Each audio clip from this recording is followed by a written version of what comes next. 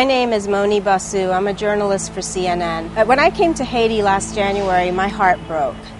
I've covered difficult stories before, but this one was particularly difficult for me. And I had hoped that when I came back a year later, I would see a lot more progress than this. I'm sitting here at the Notre Dame Cathedral in Port-au-Prince. As you can see, it pretty much looks like it did last January 12th. Every Sunday, thousands of people come here still for services. There's no building left here, so the priest preaches outside in a small park. The building was shattered, but their faith was not shattered. Their faith is stronger than it ever was.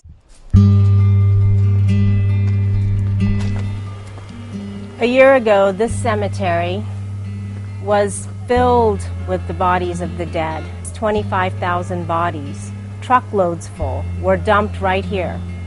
The staff here was forced to open the crypts and bury maybe as many as 80 bodies in one crypt to indicate that there were victims of the earthquake that were buried in these crypts. They marked the fresh concrete simply with an X. At the time, there was a lot of criticism of what had taken place in this cemetery. How could people desecrate the graves of the dead? I talked to the inspector of this cemetery who said, what was our choice? We didn't have a choice.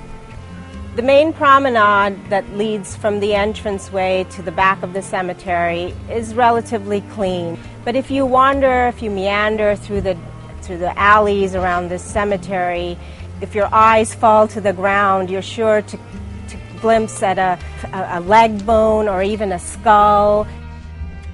When I walk in here, I feel incredibly sad, because even though they've made an attempt to clean it up, you can't but help think about what had happened here a year ago. I think the most iconic image that came out in the days after the earthquake was the National Palace.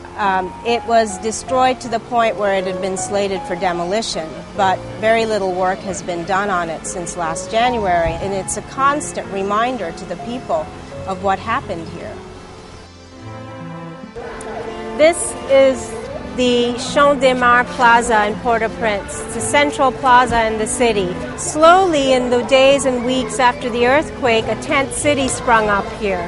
And the more the time went by, people realized we're not going anywhere. We're going to have to make new homes, new lives for ourselves right here.